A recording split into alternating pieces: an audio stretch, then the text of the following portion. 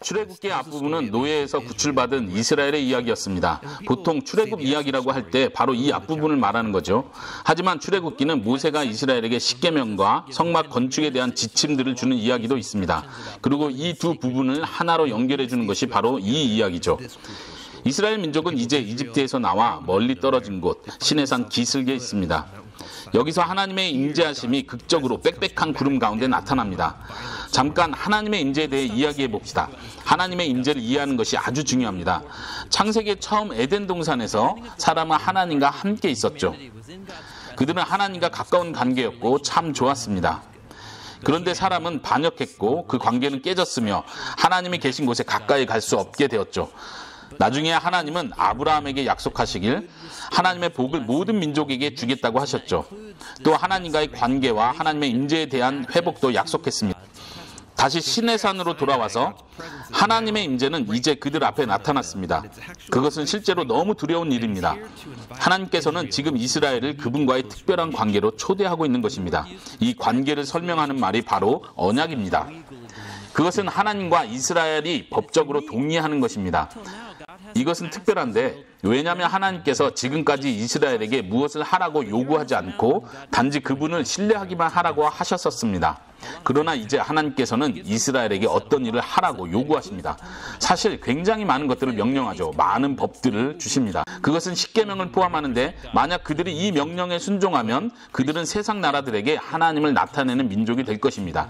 사실 하나님께서 그들을 제사장 나라로 부르신 거죠. 이것은 아브라함에게 하셨던 약속, 즉 그의 가족이 모든 민족에게 복이 될 것이라는 약속과 연관되는 거예요. 그런데 이 법을 지키는 것은 쉽지 않아요. 왜냐하면 그 법들은 너무 많고 또 지키기가 어려워요. 그래도 이스라엘 백성들은 다른 나라들보다 하나님의 은혜와 능력을 경험한 민족이니까 당연히 하나님의 말씀을 들어야 하겠죠. 그래서 그들은 그 조건에 동의합니다. 그런데 그들은 여전히 무서워서 하나님의 임재로 가까이 가지 못합니다. 백성들이 올라가기를 원하지 않자 결국 모세는 혼자 하나님이 계신 산으로 올라갑니다. 그래도 하나님은 그분의 백성들과 함께 있기를 원하셔서 이렇게 말씀하십니다. 백성들이 나에게 올라올 수 없다면 내가 직접 내려가서 그들과 함께 있겠다. 그리고 하나님께서는 모세에게 하나님께서 백성들과 함께 있을 수 있도록 성막을 만들라고 명령합니다. 그리고 다음 7장에 걸쳐서 성막을 만들기 위한 아주 자세한 건축 설계도들이 나옵니다. 아주 자세하게 나오죠. 그렇지만 모든 세부 사항들은 중요한 상징적인 의미들을 가지고 있습니다. 예를 들어 성막 안에는 에덴 동산의 이미지들이 가득합니다. 그것은 성막 안이 곧 하나님의 임재가 있는 곳이라는 것을 말해주죠. 그 후 또 6장에 걸쳐서 그 성막을 어떻게 짓는지 설명합니다. 이것은 거의 똑같은 말의 반복이죠. 자, 다시 뒤로 돌아가 봅시다. 성막이 완성되기 전에 아주 중요한 이야기가 있습니다. 모세는 십계명과 설계도를 가지고 산에서 내려옵니다. 그런데 이스라엘은 계명의 처음 2가지 명령을 깨뜨립니다. 내 앞에 다른 신들을 두지 말라, 우상을 섬기지 말라. 사실 언약에 동의한 지 얼마 안 되었을 때였죠.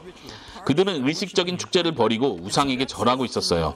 그래서 하나님께서는 모세에게 말씀하십니다. 봐라, 이 일은 안 되겠다. 나는 그냥 이 백성을 쓸어버리고 너와 함께 다시 시작하겠다.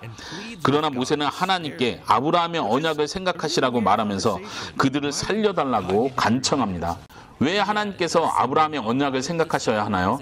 사실 모세와 하나님과의 대화는 하나님께서 이스라엘에 대해 얼마나 슬프고 마음이 아프셨는지를 보여줍니다. 하나님은 정말 그들을 버리실 수도 있었습니다. 하지만 하나님께서는 하나님께서 하신 약속을 끝까지 지키시기로 하셨습니다. 그 일을 위해 하나님께서는 스스로 많은 대가를 치르셔야 한다는 것도 아셨습니다. 이제 성막은 세워지고 하나님의 임재는 산에서 내려와 성막을 가득 채웁니다. 그리고 마지막 장면에서 모세는 하나님의 임재가 있는 성막으로 들어가려고 하는데 그 성막 안으로 들어갈 수가 없었습니다. 왜 모세는 들어갈 수가 없었을까요? 사실 이스라엘이 금송아지를 섬겼을 때 그것은 하나님과의 관계에 심각한 문제를 일으켰습니다. 그렇기 때문에 모세는 그냥 아무 일도 없었던 것처럼 당당하게 성막 안으로 들어갈 수가 없었던 것입니다. 그렇다면 이스라엘 백성은 그 관계를 회복하고 하나님의 임재 안으로 들어갈 수 있게 될까요? 그것은 다음 책인 레위기에서 말해줄 것입니다.